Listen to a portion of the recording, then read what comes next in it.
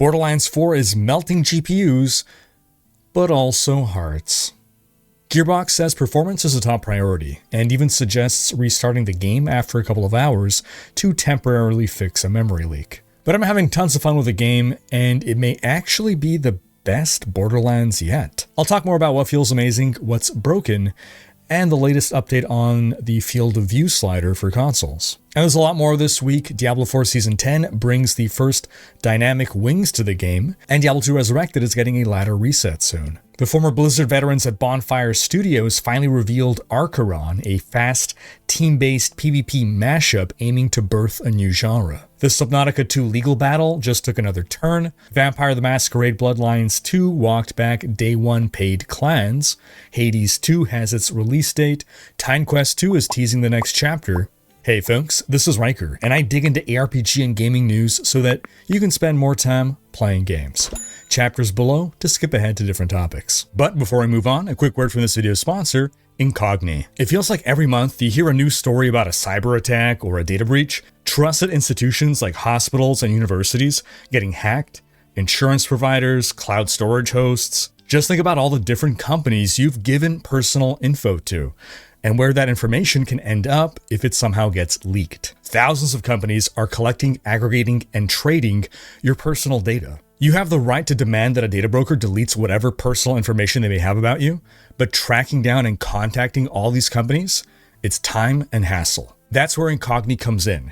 It's a service that seeks to protect you by reaching out to data brokers on your behalf, requesting your data be removed, and they deal with any pushback that inevitably comes. You'd be surprised at how much of your personal info may be out there. Your full name, your employment history, your home address, your relatives. With Incogni, you can at least feel like someone is fighting back to keep you safe. Here's my dashboard. You can see that I've got 7 requests left in progress and 152 have been completed. Incogni has also added a family plan that lets you extend your coverage to up to 4 additional members, as well as an unlimited plan, which introduces Incogni's custom removals feature. With that, you just point to any website where your personal info is visible, and one of Incogni's privacy agents will take care of the rest. So go to incogni.com/Riker and use code Riker to get an exclusive offer of 60% off. Incogni helps erase you from the internet. They can't steal your identity if they can't find you. Click the link below to claim your 60% off and take your personal data off the market. Kicking things off with some Borderlands 4. One of the biggest complaints about the game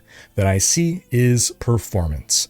And developer Gearbox says it is their top priority to work on. Even top-of-the-line PC hardware is not seeing top-of-the-line performance. NVIDIA even has an optimized settings guide for Borderlands 4, which is basically a testament to how unoptimized Borderlands 4 is if you have to make all these concessions to get solid FPS. Even on console, there's an issue where the longer you play, the worse your performance gets. After a few hours, you have to restart your game to improve your performance, which sounds to me like a memory leak. So altogether, I'm expecting likely a couple performance-related patches hitting in the near future. Oh, they've also confirmed that they are working on a way to bring a field of view slider to console after all the community feedback. Another win. Now, outside of that, I've been playing the game a lot. I'd like to make content about the game. I don't know if I'm going to do a dedicated review video, but I'll at least give you folks my impressions so far, because I think this may be the best Borderlands yet.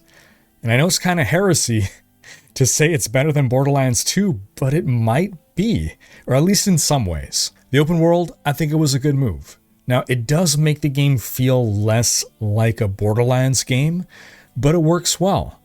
I almost feel like Borderlands 4 is trying to redefine what Borderlands is. It's distancing itself from Borderlands 3, but it's also not just trying to be a better Borderlands 2, it's something different, both familiar and new at the same time. We got a great variety of locations and enemies, and it's nice to explore the world and discover all its nuances and secrets.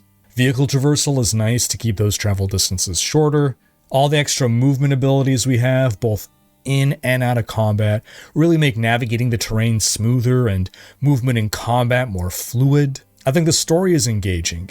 Humor is plentiful, but used appropriately, while the narrative still maintains its gravitas. The characters are really memorable with great dialogue, and making our characters have voice lines and be part of the cutscenes really fleshes out their personalities and makes me feel like I'm an active part of this story. The combat feels really good. The music ramps up and you feel like an action hero. Though I know some people do miss the ambient music outside of action scenes. If Borderlands 4 isn't overall better than Borderlands 2, I'd at least say that the gameplay is. And the visuals. I think they've perfected the art style now. The game is also just so big. The world is so big. There's so much content. I can't even imagine how long it would take me to 100% this thing with all the side content available. I went into Borderlands 4 with hesitation. But I've been really happy with the game overall. I'm having lots of fun. I'm impressed. Now, I don't think it's perfect, right? Performance aside, I think the game's biggest problem really lies in UI and UX. The menus, just not good. Borderlands 3 had such a better UI. Strict downgrade. Managing loot is cumbersome because of the UI. And this is a loot-based game, so you're kind of managing loot a lot. Your backpack doesn't remember your sorting preferences. There's even bugs with marking items for junk if you have to scroll down past one page. I also feel like there's a lack of clear information on what certain things do.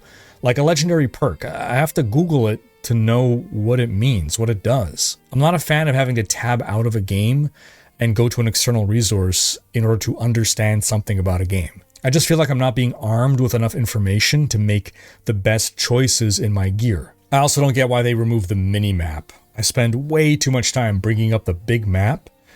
The compass is basically useless. The radar helps, but I'd rather have a mini-map. Oh, and no star on the radar when a legendary drops? A lot of people play loot games while watching or listening to something else, so we can easily miss the sound cue. The navigation assist has a cooldown on it for some bizarre reason. Even when you set it to last for its maximum duration, it's just weird that we can't pop it whenever we want. It also makes bizarre pathing choices sometimes, where I'd be better off just choosing my own path, but I can't because I have no minimap. And sometimes I also find it hard to see the navigation assist line. I also have this problem with seeing enemies at a distance. I find that they blend into the background a lot. Either I'm getting old and blind, or I miss the old Unreal Tournament competitive FPS days where enemies would get highlighted clearly so that the game was a test of your reflexes and aim, not an eye exam. I do like the world bosses and other events. I don't like that they instantly despawn if you exit the bubble. It's not communicated clearly that this will end the event. There's no warning. Not even a grace period of like a couple seconds, like warning, get back in or that's shutting down. Like sometimes enemies can just knock you out of the bubble. Then while the open world is great, there's a lot of places where I feel like I should be able to climb or grapple or something. And the game either has invisible walls or like just no grapple points. I see a mountain, a cliff, some kind of terrain feature, and I just want to go there. I don't have to make a 30-minute detour around this mountain. I just want to climb it. But a lot of these are things that can be fixed in the short term. And overall, like I said, I am really having fun with Borderlands 4. Definitely among my favorite games to play this year. But how are you folks feeling about Borderlands 4? Sound off in the comments. Then in Diablo news, we had this week the Season 10 dev livestream. Season 10 launches next Tuesday, September 23rd, and I got a full video giving a recap of the dev stream. Do check that out. Otherwise, this infographic highlights the salient points. Now, a couple things I didn't mention in that video. The pet we get for the season journey is this adorable fox, and the reliquary includes this golden retriever if you're more of a dog person than a, well, I guess a fox isn't really a cat, but it's kind of like a cat dog, isn't it? What's the expression? Cat software running on dog hardware? Whatever. Foxes are awesome, and I don't care that they piss everywhere. The reliquary also includes D4's first dynamic wings as a back cosmetic. Seems as you go on a kill streak, the wings get more awesome. Now, some people were expecting the reveal of the IP collab that is slated for this season. I believe the Berserk collab was only announced after the season had already started, so I think maybe in a week or two we'll get the reveal of the new IP collab. Now, for those waiting or hoping for bigger changes to the game, we know that they teased masterworking and tempering changes, so maybe we'll see what that's about in Season 11. Oh, we also learned that we're going to get info next week on the Diablo 2 Resurrected ladder reset. I wouldn't be holding my breath for anything special coming along with that, but they did tease something back during the Diablo 2 25th anniversary, so who knows? Then in other news, Bonfire Studios has revealed the game they've been working on, Arkheron, and it's unlike anything else out there. Bonfire Studios was co-founded in 2016 by former Blizzard Chief Creative Officer Rob Pardo, with industry veterans who worked on Diablo, Overwatch, StarCraft, World of Warcraft, all joining the team, and also veterans who were not from Blizzard. Arkheron is their first game.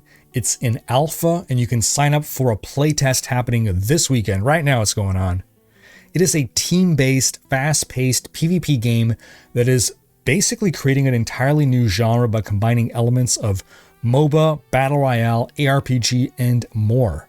Rob Pardo describes it as an Ascension Royale, with the game's 3 key influences being Diablo, PUBG, and Dark Souls. Teams of 3 battle monsters and each other to ascend a tower. You'll loot items that'll shape the way you fight, so every match should result in you having a unique build. On every floor of the tower, there are beacons to take control of before a timer runs out, and some teams get eliminated on every floor, and it all culminates in a final 3v3 match at the top of the tower. Itemization plays a big part, not just stat bonuses, but transformational items, build-defining stuff. It sounds like they also have some kind of set item system, where you have the choice to go for set items for the set bonus, or you can just use the pieces individually, kind of making your own build, and you can swap items at any time as well. Rob Pardo did warn that the game has a steep learning curve for now, so just beware if you try out the alpha. They currently have an early version of bots in the game. Their purpose is primarily to give new players some easy enemies, as well as to reduce queue times in case there's low player counts. Don't want people waiting forever for a match to start. Ultimately, the game will come to PC, PS5, and Xbox, and Bonfire has partnered with Drimage for publishing in South Korea and Japan. Overall, I really hope they succeed. They're doing something innovative. I'm sad that Frost Giant, another ex-Blizzard vet studio, they seem to have not done well with their RTS title Stormgate, but that could be a whole video unto itself. Then in some Subnautica news, we've had a new development in the legal action going on between Krafton, the new owners of dev studio Unknown Worlds, and the founders of Unknown Worlds who were let go by Krafton. The latest is that the founders are claiming in their legal filings that Krafton is changing its story on why it fired them. This would be pretty devastating to Krafton's case if proved true. But let's do a quick recap on everything so far in case you haven't seen my past videos on the matter. Krafton acquired Unknown Worlds in 2021 for $500 million, with an additional $250 million bonus if Subnautica 2 reached certain revenue targets by the end of 2025. In 2024, the first teaser trailer of Subnautica 2 was shown, with early access slated for 2025. On July 2nd of this year, Krafton announced that the leadership team of Unknown Worlds, the 3 founders, were being replaced. On July 4th, one of the founders posted to Reddit saying that Krafton's decision was quite a shock, and that he felt the game was ready for early access release. On July 9th, Krafton announced that Subnautica 2's early access release was being pushed back to 2026 after community feedback from playtests suggested they needed more time to refine the game. On July 10th, Krafton posted a lengthy public statement on their official homepage going full-on attack mode against the 3 founders, stating that they abandoned their responsibilities despite multiple requests to get back to work, and that it's their absence that caused the game's timeline to be delayed. One of the founders in response reaffirmed on Reddit that he fully believes the game is ready for early access, and he also stated that they are filing a lawsuit against Krafton. On July 11th, 2 slides from May leaked to Reddit, internal slides presumably from within Krafton or Unknown Worlds, and the slides suggested, the information therein, that Subnautica 2 was nowhere near reaching its promised content goals from 2 years ago, and that the game had to be scaled down significantly to meet a 2025 early access launch.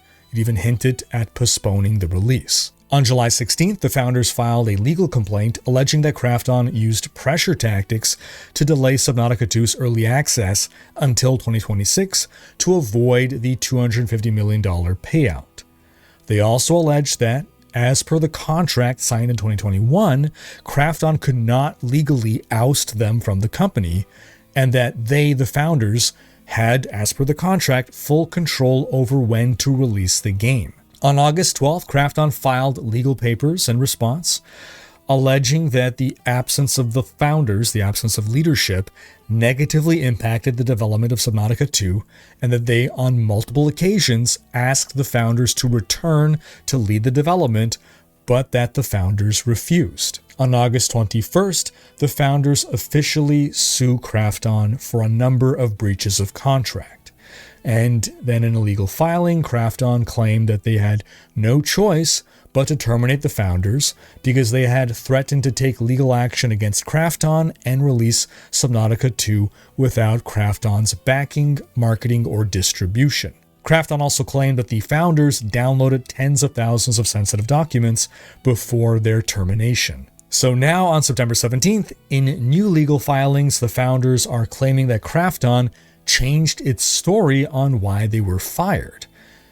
That it was because they downloaded those files, which they claim they were entitled to have access to at that time. So folks, as you can see, as I predicted in the past, this is a real legal he said, she said. I don't know if it's possible in this kind of a case, but I'd love to see some employees subpoenaed to testify under oath. Maybe that's just a Hollywood thing, I don't know. But I feel like that would clear things up pretty damn fast. I think the employees would know, were the owners, were the founders absent or not? Then, in a quick follow-up to our past coverage of Vampire the Masquerade Bloodlines 2, in which the community was expressing backlash over learning that 2 vampire clans were launching as Day 1 paid DLC, well, the publisher caved. Lasombra and Toreador will now be included in the base game, no additional price.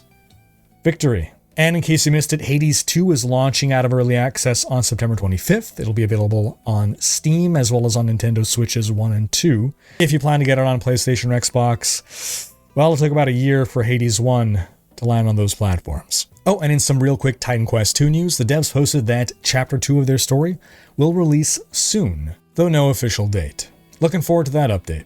And that's going to wrap up this video, but do be sure to have checked out last week's video in which we discussed Path of Exile 2's Hidden Ascendancy.